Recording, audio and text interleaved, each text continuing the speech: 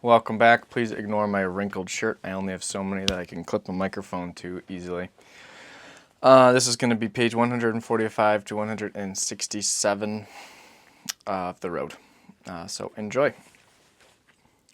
He dragged a footlocker across the floor between the bunks and covered it with a towel and set out the plates and cups and plastic utensils. He set out a bowl of biscuits covered with a hand towel and a plate of butter and a can of condensed milk, salt and pepper. He looked at the boy. The boy looked drugged.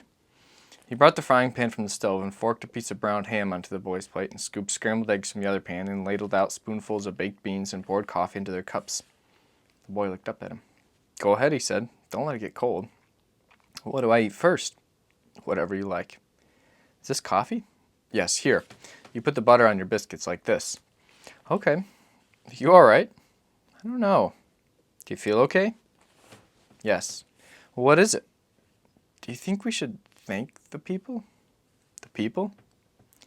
"The people who gave us all this." "Well, yes, I guess we could do that." "Will you do it?" "Why don't you?" "I don't know how." "Yes, you do. You know how to say thank you." The boy sat staring at his plate. He seemed lost. The man was about to speak when he said, "Dear people, thank you for all this food and stuff. We know that you saved it for yourself. And if you were here, we wouldn't eat it no matter how hungry we were, and we're sorry that you didn't get to eat it, and we hope that you're safe in heaven with God." He looked up. "Is that okay?" he said. "Yes, I think that's okay." He wouldn't stay in the bunker by himself. He followed the man back and forth across the lawn while he carried the plastic jugs of water to the bathroom at the rear of the house. They took the little stove with them and a couple of pans, and he heated water and poured it in the tub and poured in water from the plastic jugs. It took a long time, but he wanted it to be good and warm. When the tub was almost full, the boy got undressed and stepped shivering into the hot water and sat, scrawny and filthy and naked, holding his shoulders. The only light was from the ring of blue teeth in the burner of the stove. "What do you think?" the man said. "Warm at last." "Warm at last?" "Yeah." "Where did you get that?" "I don't know." "Okay, warm at last."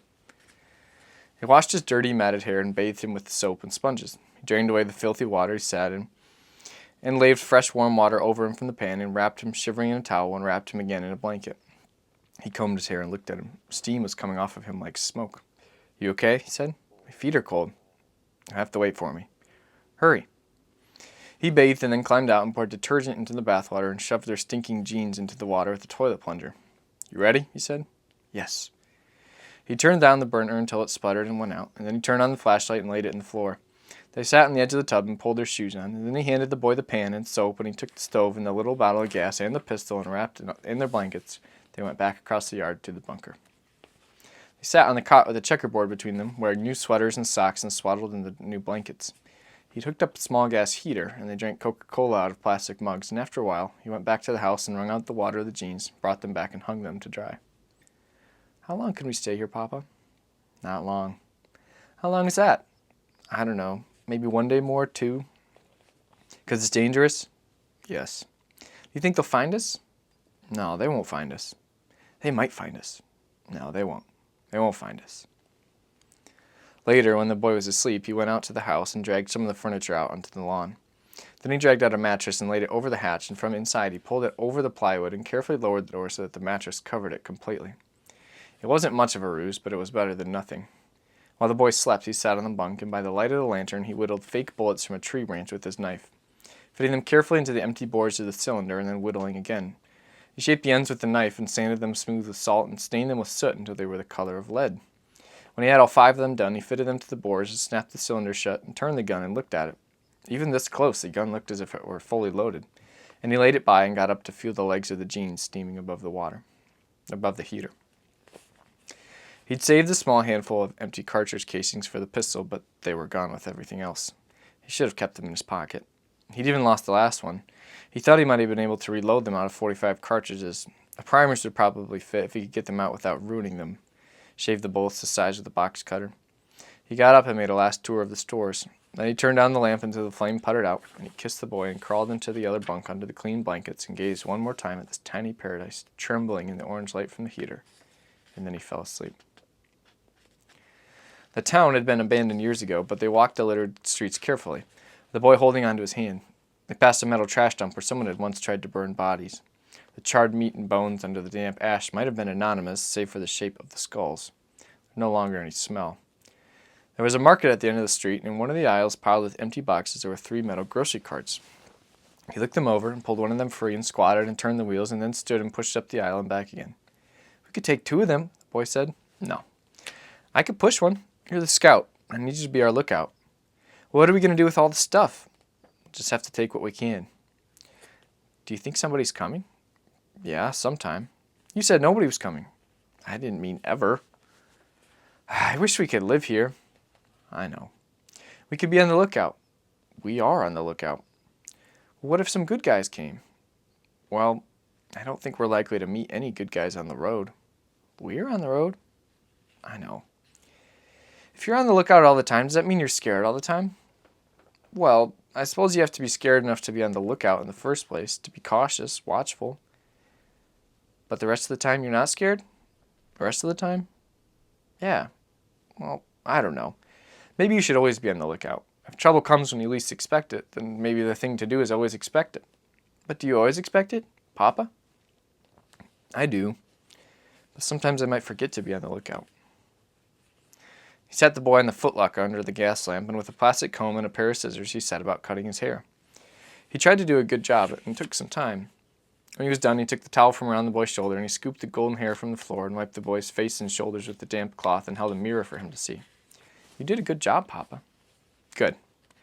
I look really skinny." "You are really skinny." He cut his own hair, but it didn't come out so good. He trimmed his beard with the scissors while a pan of water heated, and then he shaved himself with a plastic safety razor. The boy watched. When he was done, he regarded himself in the mirror. He seemed to have no chin. He turned to the boy. "How do I look?" The boy cocked his head. "I don't know," he said. "Will you be cold?" They ate a sumptuous meal by candlelight. Ham and green beans and mashed potatoes with biscuits and gravy. He had found 4 quarts of bottled whiskey still in paper bags in which they had been purchased, and he drank a little of it in a glass with water. It made him dizzy before he'd even finished it, and he drank no more. They ate peaches and cream over biscuits for dessert and drank coffee. The paper plates and plastic tableware he dumped in a trash bag. Then they played checkers, and then he put the boy to bed. In the night, he was wakened by the muted patter of rain on the mattress over the door above them. He thought it must be raining pretty hard for him to hear it. He got up with the flashlight and climbed the stairs and raised a hatch and played the light across the yard. The yard was already flooded, and the rain was slashing down. He closed the hatch. Water had leaked in and dripped down the stairs, but he thought the bunker itself seemed pretty watertight. He went to see about the boy. He was damp with sweat, and the man pulled back one of the blankets and fanned his face and then turned down the heater and went back to bed. When he woke again, he thought the rain had stopped, but that wasn't what woke him. He'd been visited in a dream by creatures of a kind he'd never seen before. They did not speak. He thought they'd been crouching by the side of his cot as he slept and then had skulked away on his awakening. He turned and looked at the boy. Maybe he understood for the first time that to the boy he was himself an alien, a being from a planet that no longer existed, the tales of which were suspect. He could not construct for the child's pleasure the world he'd lost without constructing the loss as well, and he thought perhaps the child had known this better than he. He tried to remember the dream, but he could not. All that was left was the feeling of it. He thought perhaps they'd come to warn him. Of what?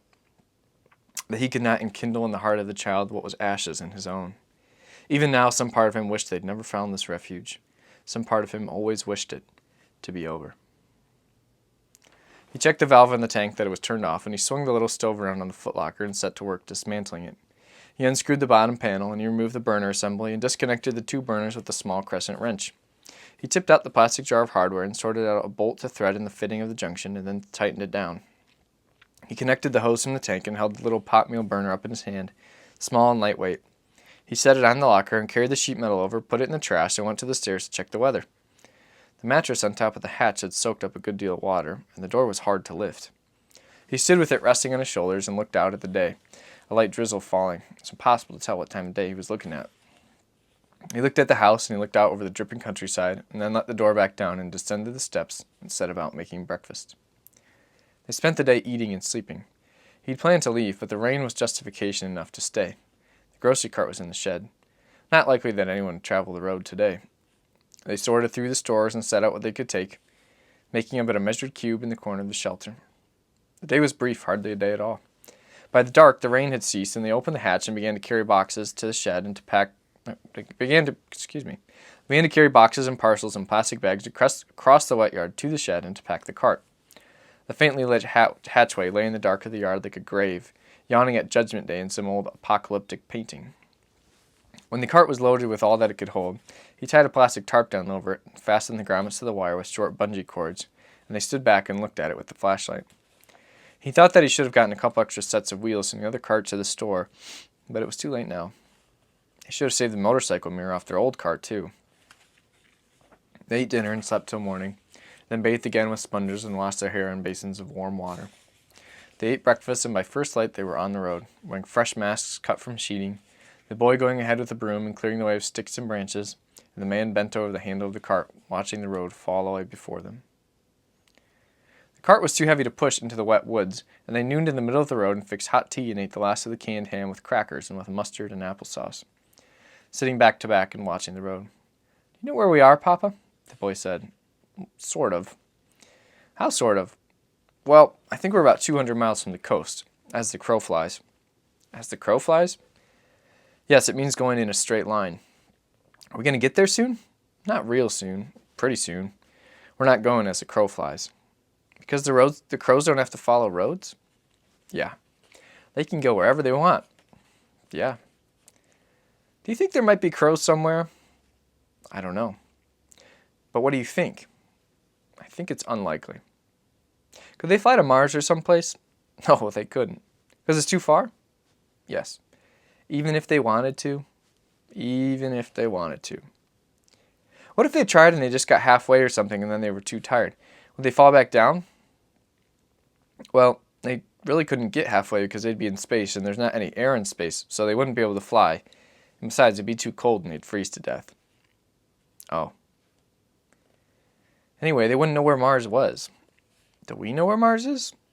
"Sort of." "If we had a spaceship, could we go there?" "Well, if you had a really good spaceship and you had people to help you, I suppose you could go." "Would there be food and stuff when you got there?" "No, there's nothing there." "Oh." They sat for a long time. They sat on their folded blankets and watched the road in both directions. No wind, nothing. After a while, the boy said, "There's not any crows, are there?" "No." "Just in books?" "Yeah, just in books." "I didn't think so." "Are you ready?" "Yes." They rose and put away their cups and the rest of the crackers. The man piled the blankets on top of the cart and fastened the tarp down, and then he stood looking at the boy. "What?" the boy said. "I know you thought we were going to die." "Yeah, but we didn't." "No." "Okay. Can I ask you something?" "Sure." "If you were a crow, could you fly up high enough to see the sun?" "Yes, you could." "I thought so. That would be really neat." "Yes, it would. Are you ready?" "Yes." He stopped. "What happened to your flute?" "I threw it away." "You threw it away?" "Yes." "Okay. Okay." In the long gray dusk, they crossed a river and stopped and looked down from the concrete balustrade at the low dead water passing underneath. Sketched upon the pall of soot downstream, the outline of a burnt city like a black paper scrim. They saw it again just at dark, pushing the heavy cart up a long hill, and they stopped to rest and turned the cart sideways in the road against it rolling.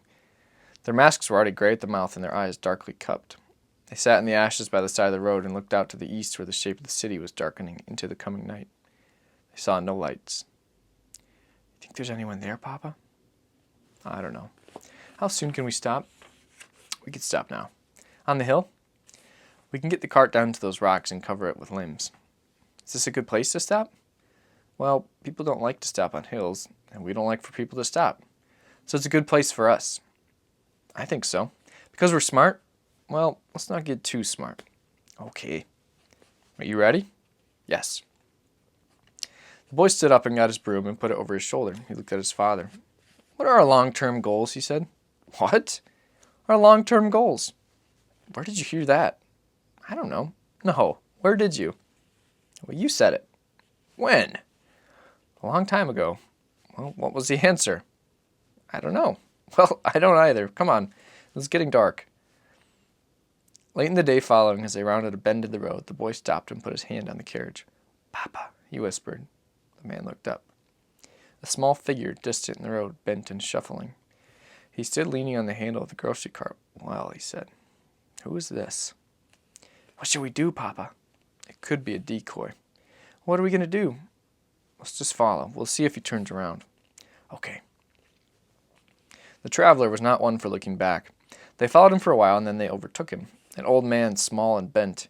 He carried on his back an old army rucksack with a blanket rolled tied across the top of it, and he tapped along with a peeled stick for a cane. When he saw them, he veered to the side of the road and turned and stood warily. He had a filthy towel tied under his jaw as if he suffered from toothache, and even by their New World standards, he smelled terrible. I don't have anything, he said. You can look if you want. We're not robbers. He leaned one ear forward. What? He called. I said, we're not robbers. What are you? They had no way to answer this question. He wiped his nose with the back of his wrist and stood waiting. He had no shoes at all, and his feet were wrapped in rags and cardboard tied with green twine, and any number of layers of vile clothing showed through the tears and holes in it. Of a sudden, he seemed to wilt even further. He leaned on his cane and lowered himself into the road, where he sat among the ashes with one hand over his head. He looked like a pile of rags fallen off a cart. I came forward and stood looking down at him. Sir, the man said. Sir? The boy squatted and put a hand on his shoulder. He's scared, Papa. The man is scared. He looked up and down the road. If this is an ambush, he goes first, he said. He's just scared, Papa. Tell him we won't hurt him. The old man shook his head from side to side, his fingers laced in his filthy hair. The boy looked up at his father. Maybe he thinks we're not real. What does he think we are? I don't know. We can't stay here. We have to go. He's scared, Papa. I don't think you should touch him. Maybe we could give him something to eat. He stood looking off down the road. Damn, he whispered. He looked down at the old man. Perhaps he'd turn into a god and they to trees. All right, he said. He untied the tarp and folded it back and rummaged through the canned goods and came up with a tin of fruit cocktail. And he took the can opener from his pocket and opened the tin and folded back the lid and walked back and squatted and handed it to the boy. What about a spoon? He's not getting a spoon. The boy took the tin and handed it to the old man. Take it, he whispered. Here. The old man raised his eyes and looked at the boy. The boy gestured at him with the tin. He looked like someone trying to feed a vulture broken in the road. It's okay, he said. The old man lowered his hand from his head. He blinked. Gray blue eyes half buried in the thin and sooty creases of his skin. Take it, the boy said. He reached with his scrawny claws and took it and held it to his chest. Eat it, the boy said. It's good. He made tipping motions with his hands. The old man looked down at the tin. He took a fresh grip and lifted it, his nose wrinkling. His long and yellowed claws scrabbled at the metal. Then he tipped it and drank. The juice ran down his filthy beard. He lowered the can, chewing with difficulty. He jerked his head when he swallowed. Look, Papa, the boy whispered. I see, the man said. The boy turned and looked at him. I know what the question is, the man said. The answer is no. Well, what's the question? Can we keep him? We can't. I know. You know? Yeah. All right. Can we give him something else? Let's see how he does with this. They watched him eat. When he was done, he sat holding the empty tin and looking down into it as if more might appear. What do you want to give him? What do you think he should have? I don't think he should have anything. What do you want to give him? We could cook something on the stove. He could eat with us. You're talking about stopping for the night. Yeah. He looked down at the old man and he looked at the road. All right, he said, but then tomorrow we go on. The boy didn't answer. That's the best deal you're going to get. Okay. And okay means okay. It doesn't mean we negotiate another deal tomorrow. What's negotiate? It means talk about it some more and come up with some other deal. There is no other deal. This is it. Okay. Okay. They helped the old man to his feet and handed him his cane. He didn't weigh 100 pounds. He stood looking about uncertainly. The man took the tin from him and slung it into the woods. The old man tried to hand him the cane, but he pushed it away. When did you eat last? He said. I don't know. You don't remember? I ate just now. Do you want to eat with us? I don't know. You don't know? You don't know? Eat what? Maybe some beef stew with crackers and coffee. What do I have to do? Tell us where the world went. What? You don't have to do anything. Can you walk okay? I can walk. He looked down at the boy. Are you a little boy? He said. The boy looked at his father. What does he look like? His father said. I don't know. I can't see good.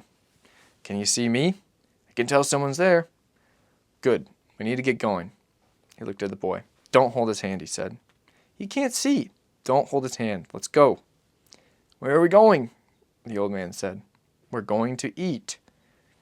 He nodded and reached out with his cane and tapped tentatively at the road. How old are you? I'm 90. No, you're not. Okay. Is that what you tell people? What people? Any people. I guess so. So they won't hurt you? Yes. Does that work? No. What's in your pack? Nothing. You can look. I know I can look. What's in there? Nothing. Just some stuff. Nothing to eat? No. What's your name? Eli. Eli what? What's wrong with Eli? Nothing. Let's go.